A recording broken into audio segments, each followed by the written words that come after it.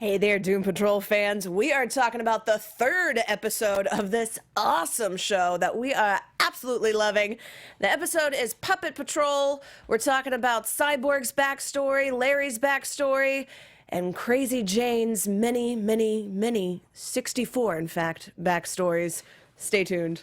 You're tuned in to AfterBuzz TV, the ESPN of TV talk.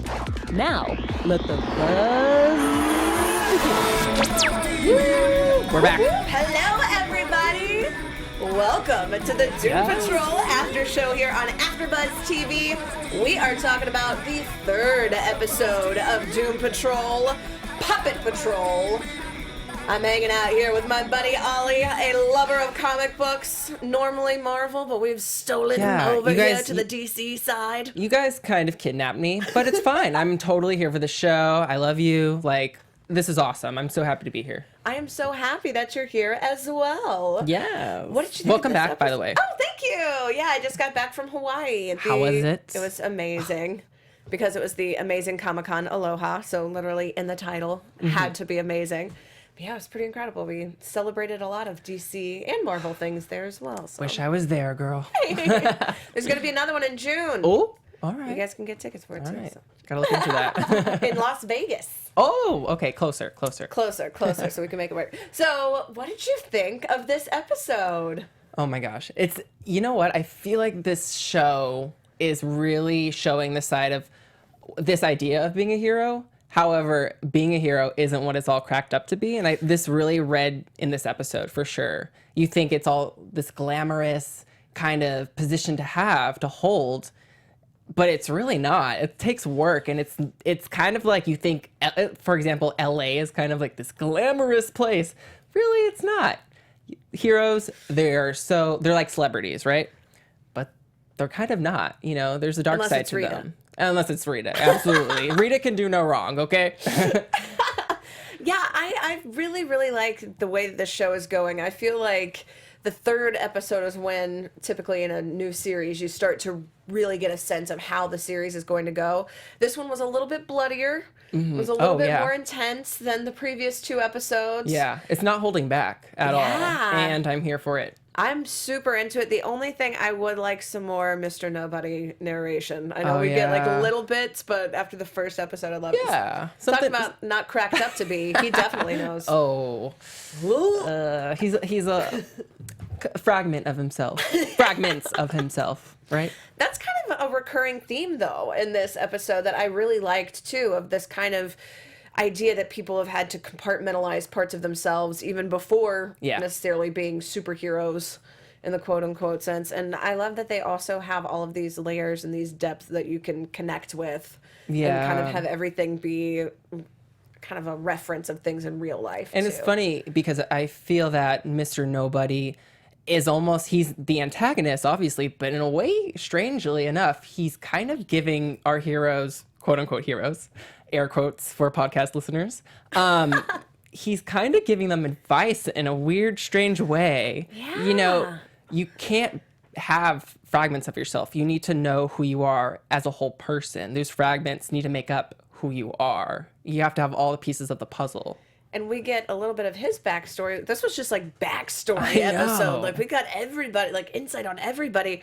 Mr. Nobody, we find out, is kind of almost a victim himself too, because Niles Calder ended up shooting down the Fuchs, the Von Fuchs. Oh my gosh. And it's what kind of started the whole thing and what created Mr. Nobody. So that was the whole quest this episode, was them trying to figure that out and figure out what Paraguay had to do with everything, because as we've seen in the previous episode, this donkey, crazy donkey, is an actual key, not just a donkey, a key.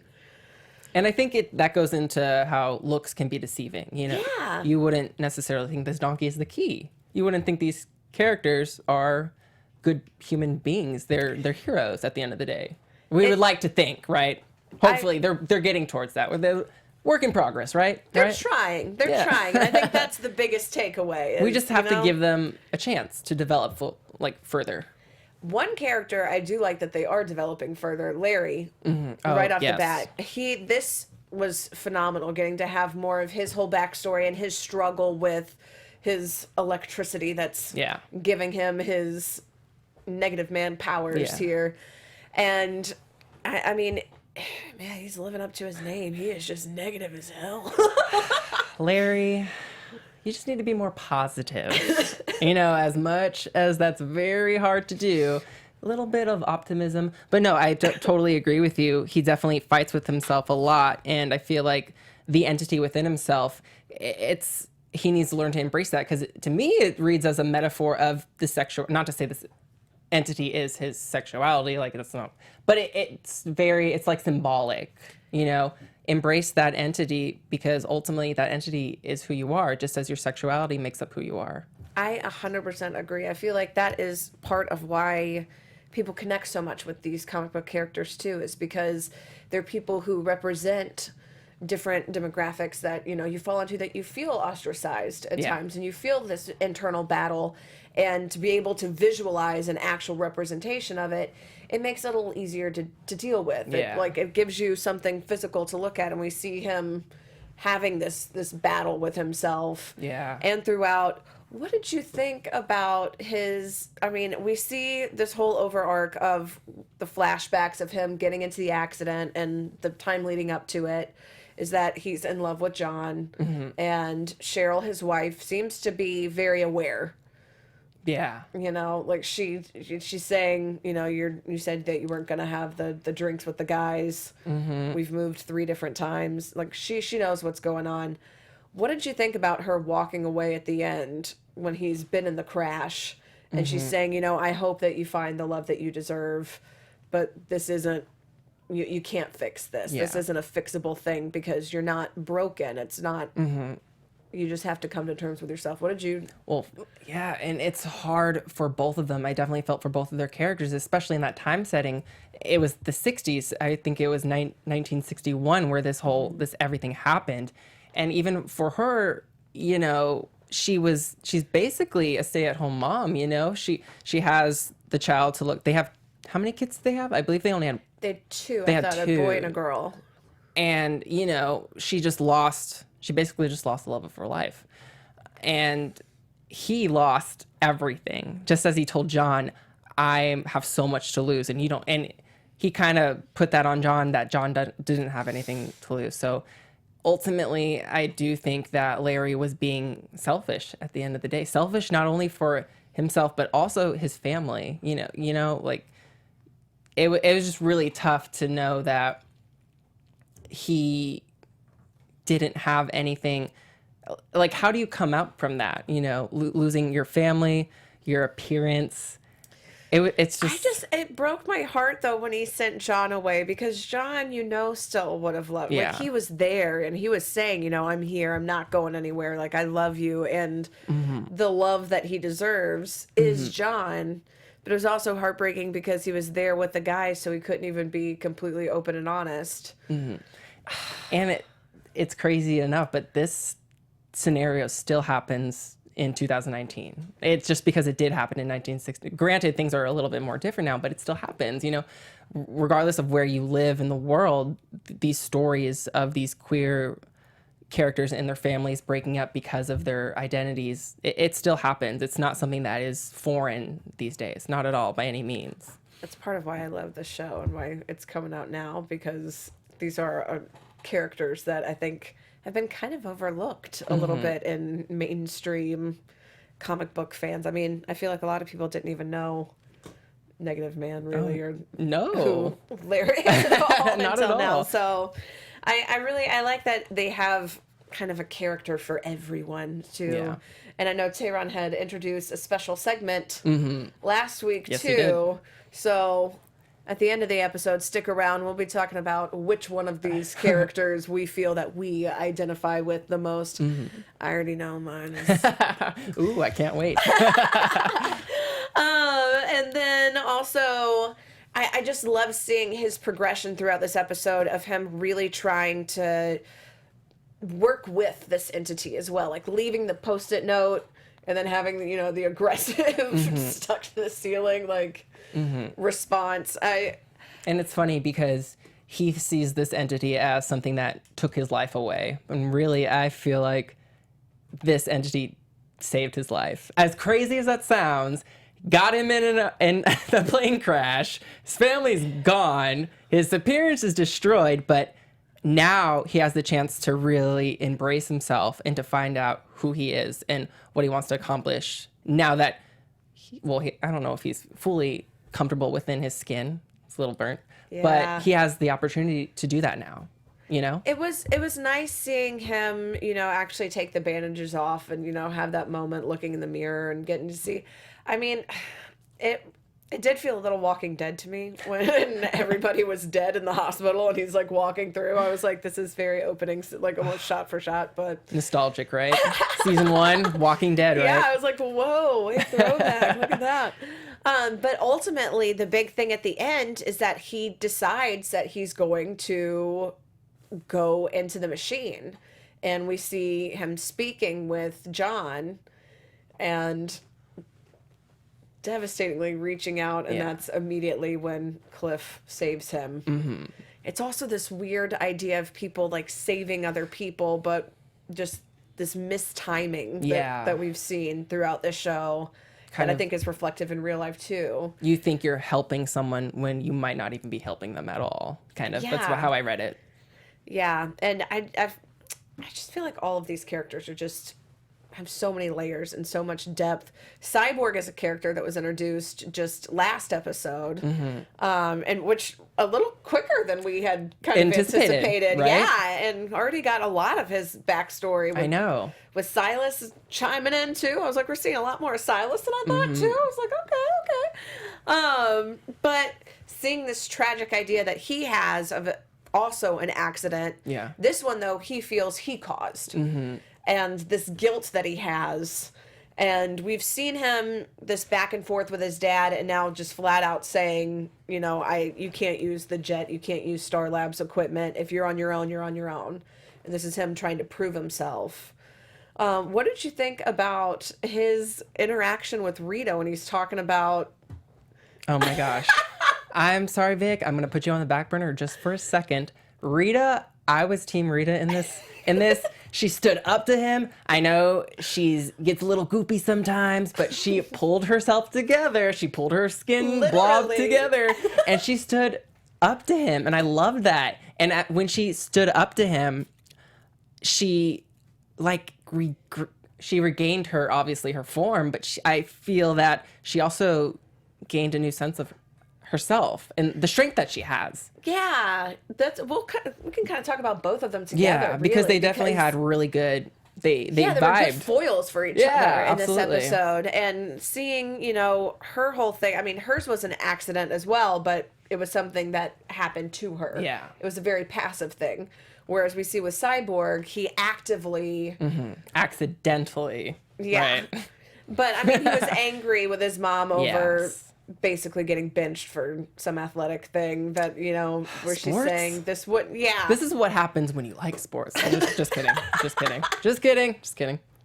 Sorry, sports fans. Just kidding. Go sport. We love you, sports fans.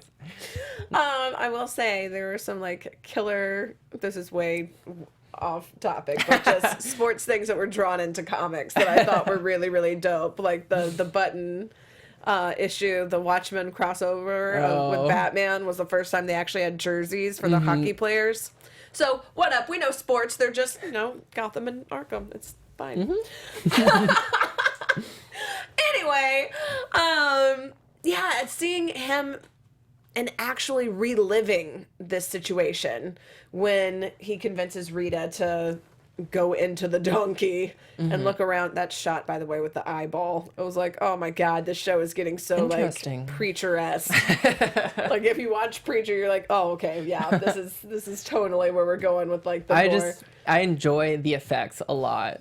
And seeing Rita as a blob, surprising enough, is disgusting, but I actually really enjoyed it at the same time. She's still a cute blob. I'm like, whatever, Rita, you got it. And I really do love her personality. Yeah. I just want her to be able to laugh at her. Don't take yourself too seriously, You're a blob. You're a blob. Just be okay with it.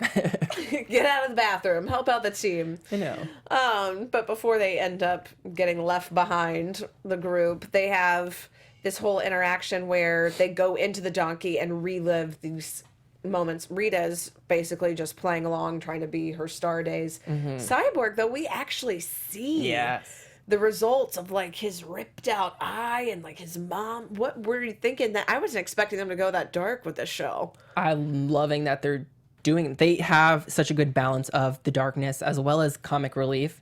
But I love when they get the chance to do that, because I think that it really does resonate with audiences, seeing the gore, seeing the mayhem, that everything that happened to these characters in their past, and it's so effective. And I love how they're handling the origin stories, because it's not shoved in our faces constantly. We're giving very little sprinkles here and there, but it works because of how effective and how detailed they're going with them, despite them not being as long. You know, That's like a really not good like point. an entire episode is dedicated to Negative Man. We're getting everyone's backstories kind of all at once. And having it split and cut between, because we get that pretty horrific scene, but then later we get Cyborg with Ring Ding talking about like what's Batman like, and you know, these, and Cliff stealing his keys, and Donkey. like Aquaman probably wouldn't have lost his keys. Like just awesome comedic moments with Cyborg too.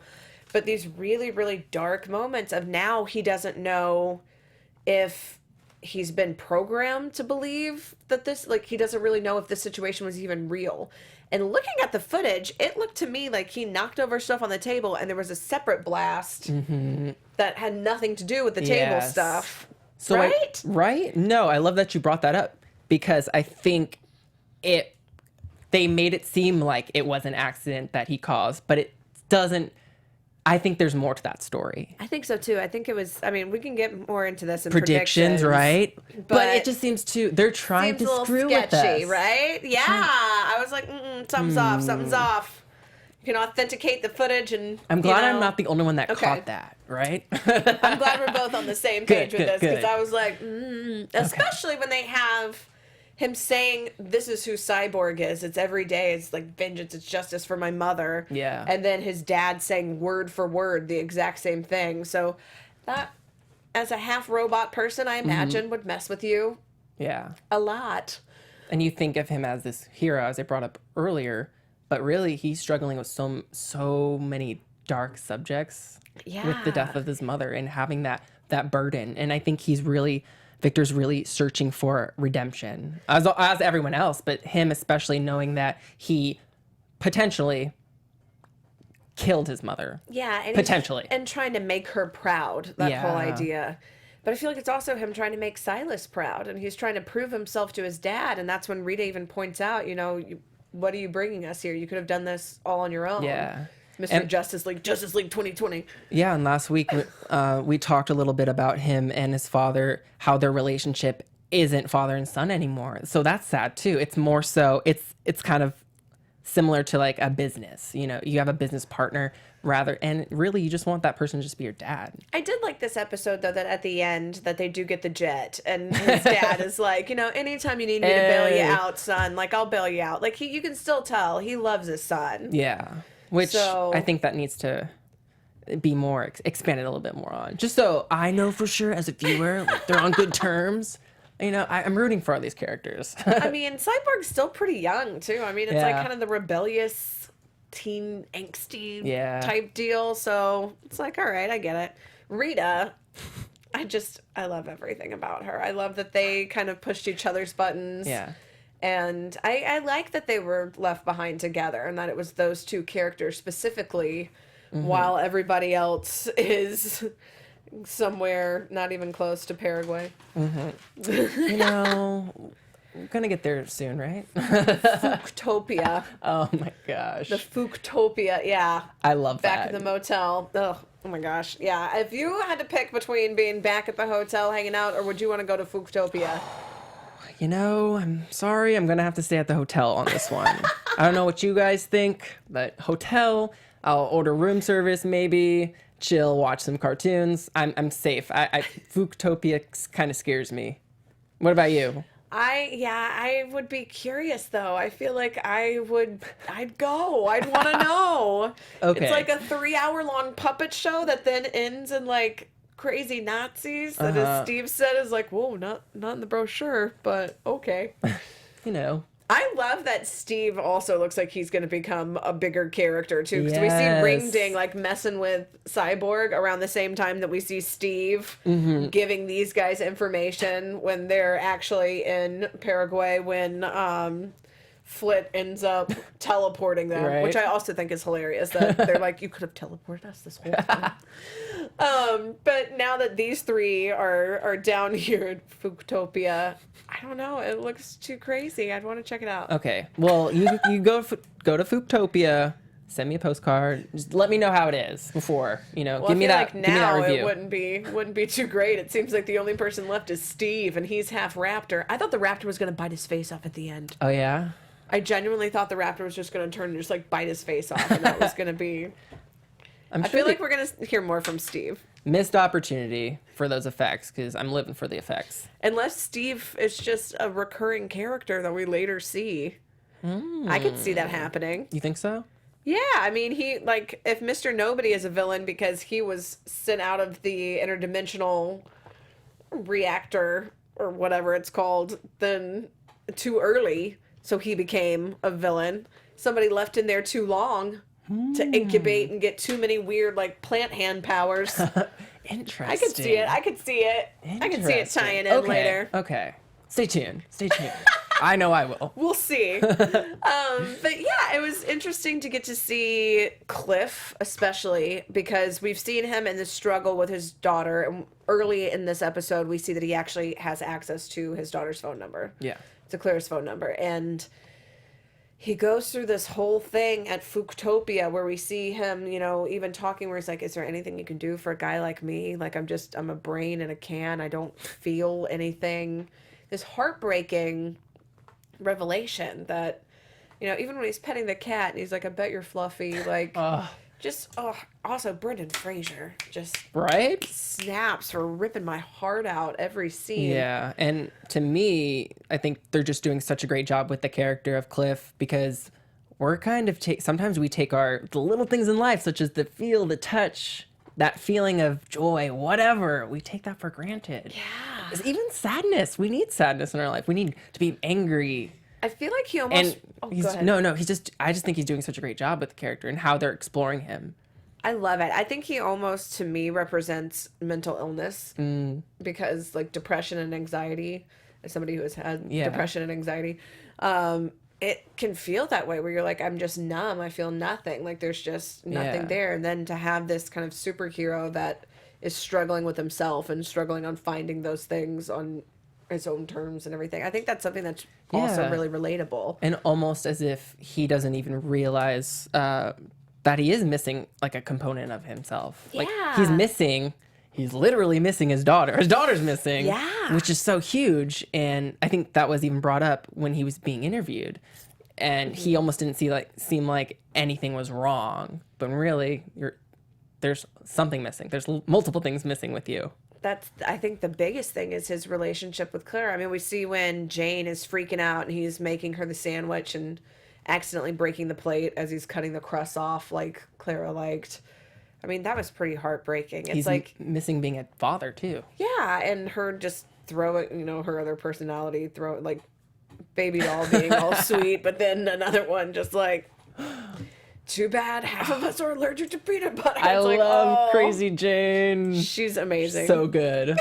Such an awesome characters. But what did you think, too, about this at the end? I mean, we see with Crazy Jane she's created the impetus for this fight by messing with the Führer of the Von Fuchs. Von Fuchs. I just love hearing you say that. Von Fuchs. Spell it. Oh my gosh. So good. She has such great lines. Diane. I know, also talking about somebody killing it on the acting game, like, they need to just be doling out Emmys for streaming services left and right, because this one is the one that I think would change the game. Like, this show is just, the acting on the show is phenomenal. It's fantastic. Don't underrate the superhero genre, please, because there's so much depth to these characters. Like, we can go on. They're super. What did you think about after this big fight that then happens with all of these multi-weird, creepy, like, little Nazis, yeah. Yeah, the little Nazi soldier things. I mean, after you know that they're Nazis, you have to feel not that bad about killing them. Not at all. But Cliff is just heartbroken after he just crushes all of these people. Mm-hmm. And then that epic, like, flick off. So dope. But ultimately crumbles up Claire's number and throws it out. Mm-hmm. Do you think that is going to, like, circle back, or do you think that's it? Do you think he's just done? He just feels too much that he's a monster? I was mad at him for doing that. You need to contact... I personally want you to contact your daughter. We need to know what happened to her. Is something missing? There's obviously a piece of the puzzle that we're missing with Clara. I don't know if what if she's a robot too? That would be really... I know that's predictions, but... That would be a big twist.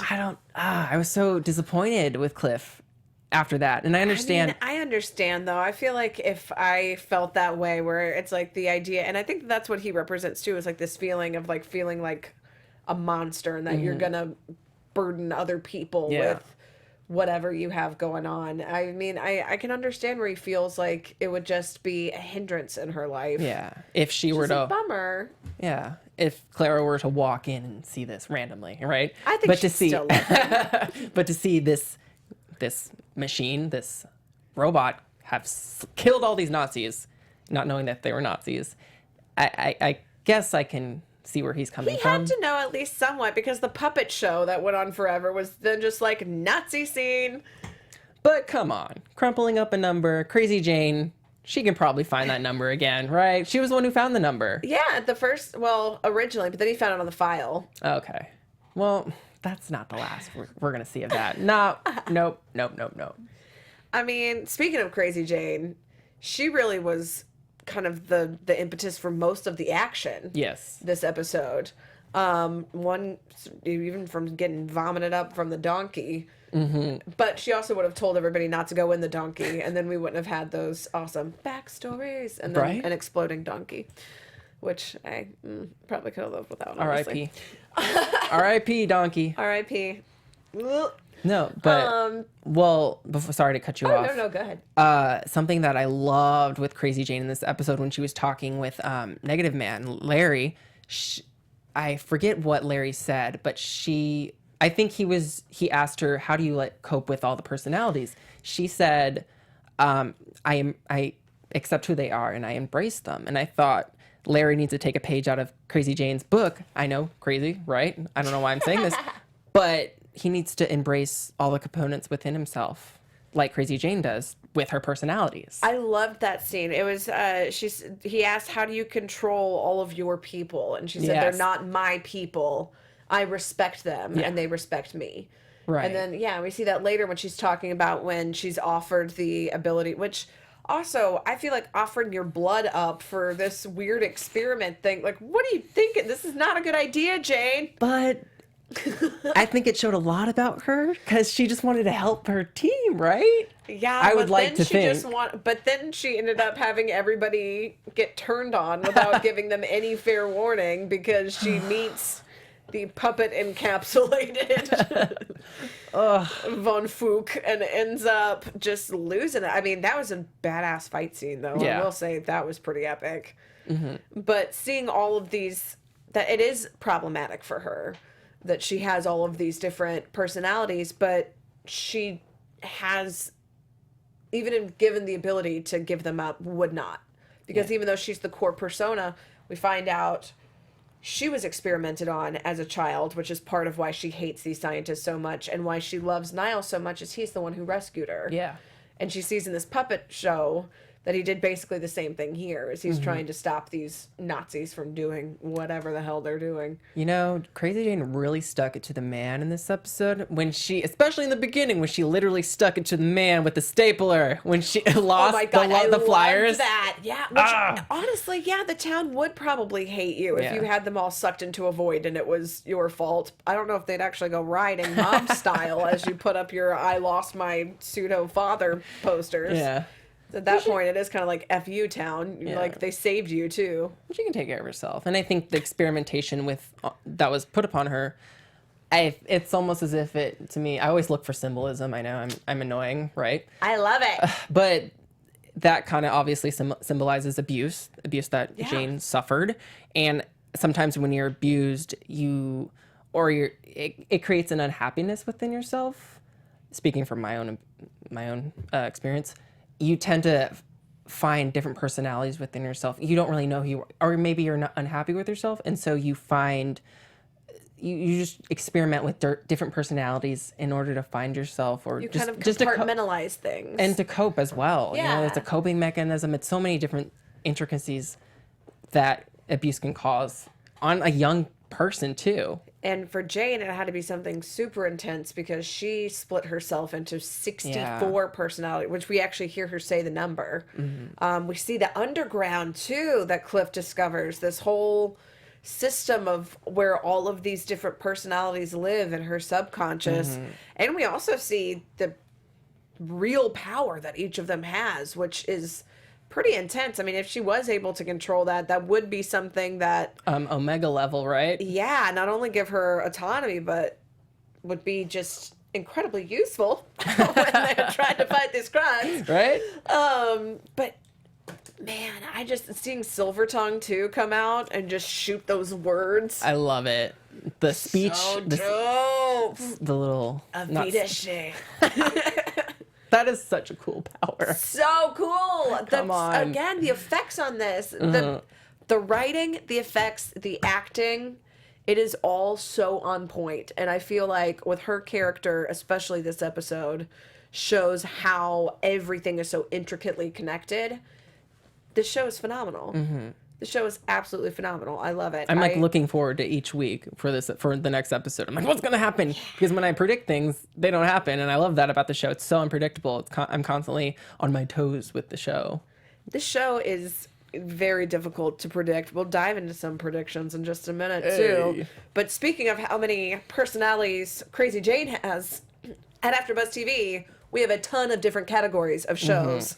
Guys, we have a little bit more autonomy in ours because we've arranged them in a very easy to find way. So be sure to subscribe to the comedy, the sci-fi, comic books, like a reality television competitions, y'all. And we have to thank you guys for letting us be the ESPN of TV Talk. This means so much to us being a part of AfterBuzz TV. We love talking with you guys. Everyone in the live chat, shout out to you. Keep the discussion going. Leave us a comment. Give us that 5-star review on iTunes. Or if you just love us, keep listening to us on Spotify, because we're on Spotify as well. We really appreciate it. We don't do this just for ourselves, but we do it for you guys. Yeah. And we just love keeping the discussion going even when we're off air. So thank you guys. YouTube, we love you. all the places. Yeah.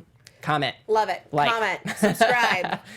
We'll shout you out. Yeah, we'll say what's up. And let us know all of your predictions as well. We love hearing what you guys think. Speaking of which, I think it's about that time. Do you have anything left to say about this episode before we dive into some predictions? God. No, I'm ready for predictions, honestly. And all right, let's predict. Here we go. Here we go. Here we go. Here we go. I thought it was going to go AfterBuzz TV predictions. Okay, should I go first? We'll just say it. All right. AfterBuzz TV predictions. What do you predict is going to happen? The next episode, I love too that each of these episodes are titled something Patrol. Right. Like we had Donkey Patrol last episode. This one is Puppet Patrol. Next episode is called Colt Patrol. Cult Patrol. So a little teaser for you. C-U-L-T, right? C-U-L-T. Oh, like my the season gosh. of American Horror Story. Okay. Triggered, right? Well, already I felt like we saw a cult in this episode with all them damn Nazis. Okay, well, for prediction-wise, I'm really hoping that Rita learns to really harness her powers and use the blob to her advantage and to be able to stay informed. I'm predicting she's going to be able to do that by the mid-season, I think I would like to hope. And I think we're going to find out what exactly happened on the night when Cyborg's mom died and the incident, because that just seems, I agree with you, it just seems off. It doesn't seem, like, how did that explode exactly, you know? That's the big thing for me, was because when he relived it, quote unquote, as he said, he relived every night when he swooped the table, that's what caused the explosion. But watching the footage, I think it's going to be something else where it's Silas's fault. I think that Silas caused another explosion and he couldn't deal with the guilt, so he programmed it into his son so that they would share that guilt and his son wouldn't resent him. I love it. For potentially killing him. That's awesome. No, We'll see. I would love for that to happen. Are you a writer on this show? And lastly, I think Cliff is going to end up meeting Clara. I think it's going to take the whole season. Yeah? I think it's going to take the whole season. But I think something's up with Clara. I don't know if she's a vegetable, but something is wrong with Clara. That's why. We saw Steve was a vegetable. Or you know what? Technically, just his hand. You know what? I think maybe by not Cliff, what am I trying to, sorry. Use your words. Maybe they're not trying to protect Clara from Cliff. They're trying to protect Cliff from Clara for some reason. That would be pretty intense. Mic drop. I don't know. Don't drop these mics. I want to see more of the exploration with Cliff and Clara and this kind of Jane being taken under his wing and how she ties into everything. I'm really interested to see where that whole storyline goes. And I hope that they continue to do what they did this episode and kind of create scenarios where characters are paired together that normally wouldn't be, so that we can see how they interact. So I'm hoping for more of that. I feel like the show is so well written. Absolutely. I also predict that it's not going to be the last episode 15, will be called Doom Patrol. And it won't be called Doom Patrol until the very last episode. I'm predicting it now. I love it. Now that I know, because the only other one that I knew was Pilot. So. Nice. I believe we also have a little bit of news and gossip, right? Oh, that we do. Just a little bit. Well, first and foremost, you guys are loving Doom Patrol. It has a 94% on Rotten Tomatoes currently, and I think that should stay 94, maybe even higher, because I'm totally loving this show. Do you agree with that 94%? I think it should be a 97% at least, personally, but also still an A+. There's obviously, this was such a Larry-centered episode. So Matt Balmer was at a Q&A recently, I believe in West Hollywood, and I got this article off of comicbook.com, and when he was asked about what drew him to the character of Negative Man, he's quoting this very beautiful quote. He says, "I think it's so important. It's a big reason why I wanted to be a part of Doom Patrol. I've never really seen a gay male superhero, and what I love most about the character is that even though it's a huge struggle internally for him, it's not the sole thing that defines who he is. He's such a multifaceted character. If it had just been one stereotypical thing, I think I would have had more reservations about it. But the fact that he is this nuanced character who has so many places to grow, and he has so much shadow, so much light, that he doesn't even know he has, it's what appealed to me, just as much as his sexuality." So Matt Balmer, love that. He's killing it. Everyone on the show is. The entire cast. It's really, everybody is phenomenal. And I feel like these characters are very hard to portray, with their multifacetedness and their powers and everything that affects them. Everything's against them. And for them to be able to portray these characters so strongly and confidently, I'm a fan. Diane portraying 64 characters, so we're gonna I hope we see all 64. I really, really do. I don't know how. We'll have to tally. You guys help me tally up how many we've seen thus far. Can any of them die? Is that possible? I think, well, I mean, if you have multiple personality disorder, then one of your personalities can die. It's like a really traumatic thing, too. Wow. So hopefully not. I mean, I feel like if they kill her actual body, though, then it kills her core. Yeah. All right. Well, we'll see. Well, speaking of the science behind this, who do you think you are this episode? Ooh, all right. That's not a good transition. But. Oh, it's totally fine. It worked. It works, right? No. To me, it worked. In this episode, I think also because it was so heavily focused on Larry, I think I can really relate to Larry and kind of owning who you are ultimately, not just because you can still know that you know your sexuality, but to be comfortable to display that and to talk about it openly, I can really relate to that about him. And so that's why I think I am Larry in this episode personally. So what about you?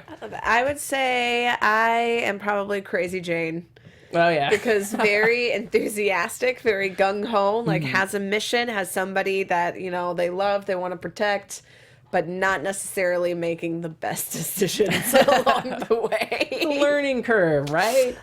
You're fine. You know. We love optimism here at AfterBuzz. Except for I eat crust on my sandwiches, so sorry, baby doll. That's, I guess, a difference. Crust is good. I wish that I could just, like, if I was saying things that I was angry and I could just silver tongue, just throw daggers with my words.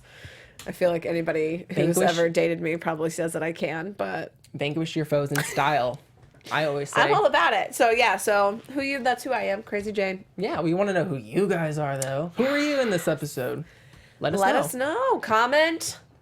Again, you can also tweet us. Yeah. Follow us. Where can everybody follow you guys? You can follow you specifically. I have multiple personalities. I know. I know. Right? I was like talking about Crazy Jane. Now I'm like, I only have 11 personalities, but you guys can follow me on all social media platforms at Ollie Dreamer and check me out on the RuPaul's Drag Race After Show on AfterBuzz TV. Also on Sundays at 5 p.m. on the reality television competition channel at AfterBuzz.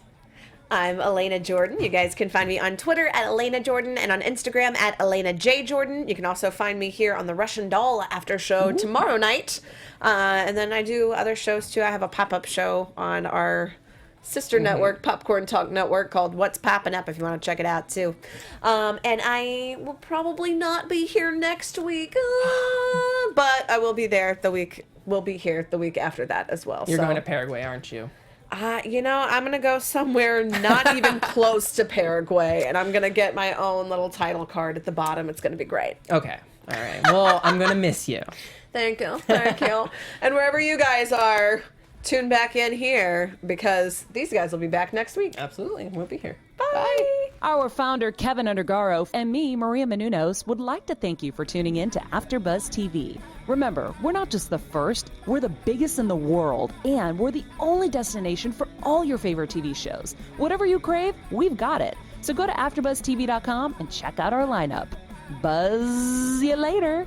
The views expressed herein are those of the hosts only and do not necessarily reflect the views of AfterBuzz TV or its owners or principals.